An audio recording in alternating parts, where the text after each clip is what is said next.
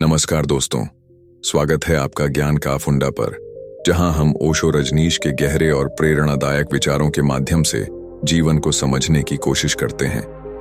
आज हम एक बेहद खास और रोचक विषय पर बात करेंगे। सुंदर स्त्री का रहस्य क्या है? क्या सुंदरता केवल बाहरी रूप है या यह कोई गहरा आंतरिक गुण है? आइए ओशो के विचारों के प्रकाश में इस गूढ़ प्रश्न का उत्तर ढूंढें। वीडियो को अंत तक देखें, क्योंकि यह आपकी सोच को बदल देगा। ओशो रजनीश ने कहा है कि सुंदरता का रहस्य बाहरी रूप, कपड़े, श्रृंगार या सजावट में नहीं है।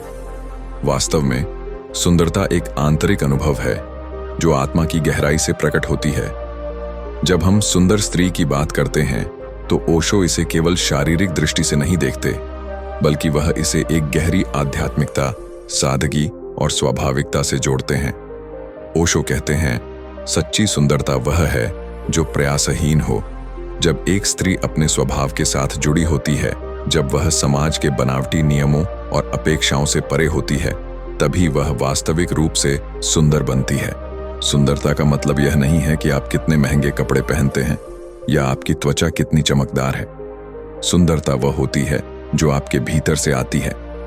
आपका आत्मविश्वास, आपका प्रेम और आपके होने की पूर्णता। ओशो के अनुसार सुंदर स्त्री वही है जो स्वयं के साथ शांति में हो। वह अपनी सीमाओं को स्वीकार करती है, लेकिन साथ ही अपनी असीमित संभावनाओं को भी पहचानती है। ऐसी स्त्री जो जीवन को पूरी तरह से जीती है, जो हर पल को गहराई से महसूस करती है, वह स्वाभाविक रूप से आकर्षक बन जाती है। सुंदरता एक तरह की ऊर्जा है, ओशो कहते हैं। यह ऊर्जा तब आती है जब आप अपने मन की शुद्धता और दिल की ईमानदारी को संजोते हैं। एक स्त्री जो अपनी सच्चाई के साथ खड़ी होती है, जो अपने अस्तित्व को पूर्ण रूप से स्वीकार करती है, वह किसी बाहरी मानक से सुंदर नहीं बनती, बल्कि उसकी आभा, उसकी उपस्थिति और उसकी सहजता उसे सुंदर बनाती है। ओशो ने यह भी बताया है कि सुंदरता कभी स्थायी नहीं होती। समय के साथ शारीरिक सुंदरता फीकी पड़ जाती है, लेकिन आत्मा की सुंदरता अमर होती है। अगर आप अपने अंदर प्रेम, करुणा और दया को विकसित करते हैं, तो आपकी सुंदरता समय के साथ बढ़ती जाती है। यह आपकी झुर्रियों में, आपके शब्दों में और आपके व्यवहार में दिखाई देती है। समाज ने सुंदरता के अपने पैमाने बना रखे हैं। गोरा रंग, पतला शरीर और विशेष प्रकार के कपड़े। इन मानकों को पूरा करने के लिए महिलाओं को लगातार संघर्ष करना पड़ता है। लेकिन ओशो इसे केवल एक भ्रम मानते हैं। वह कहते हैं, सुंदरता को मापने का कोई मानक नहीं हो सकता। हर व्यक्ति का सौंदर्य अद्वितीय है। जब आप किसी को उसकी स्वाभाविकता में स्वीकार करते हैं, तब आप उसकी असली सुंदरता को पहचान पाते हैं।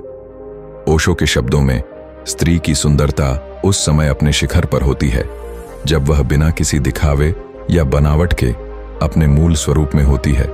जब वह अपने अंदर के प्रेम, सौम्यता और सजीवता को प्रकट करती है, तो वह स्वर्ग के समान सुंदर लगती है। ओशो का मानना है कि सुंदरता और आत्मा का गहरा संबंध है। वह कहते हैं, जब आपकी आत्मा आनंद में होती है, तो आपकी आंखों में चमक होती है, आपकी मुस्कान में ईमानदारी होती है, आपके शब्दों में मधुरता होती है, और यही असली सुंदरता है। यह मेकअप से या बाहरी सजावट से नहीं आती, यह अंदर से आती है, आपके ध्यान, आपके प्रेम और आपकी आंतरिक शांति से। ध्यान और साधना के माध्यम से एक स्त्री अपनी आत्मा की सुंदरता को निखार सकती है। ओशो कहते हैं, जब आप ध्यान में जाते हैं तो आप अपने असली स्वरूप को पहचानते हैं, आप अपनी आत्मा के गहराई से जुड़ते हैं, और जब आप इस स्तर पर पहुंचते हैं तो आपकी सुंदरता स्वतः ही प्रकट होने लगती है। ओशो ने अपने प्रवचनों में कई बार कहा है कि सुंदरता का वास्तविक रहस्य यह है कि आप स्वयं को पूरी तरह से स्वीकार करें। अपने शरीर, मन और आत्मा के साथ पूरी तरह से एक हो जाएं। जब आप स्वयं के प्रति सच्चे होते हैं, तो आपकी सुंदरता स्वतः ही दूसरों को आकर्षित करने लगती है। वह यह भी कहते हैं कि सुंदरता एक प्रवाह है, यह स्थिर नहीं है।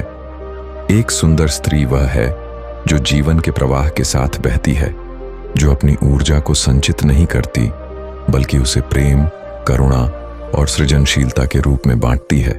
ऐसी स्त्री हर उम्र, हर परिस्थिति और हर रूप में सुंदर होती है।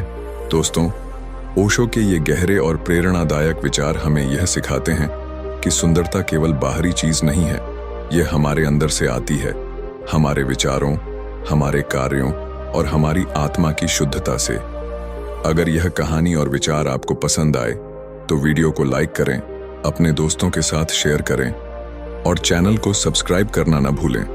अगली बार फिर मिलेंगे ओशो की एक और प्रेरणादायक कथा के साथ। तब तक के लिए खुद से प्यार करें और अपने अंदर की सुंदरता को खोजें। धन्यवाद।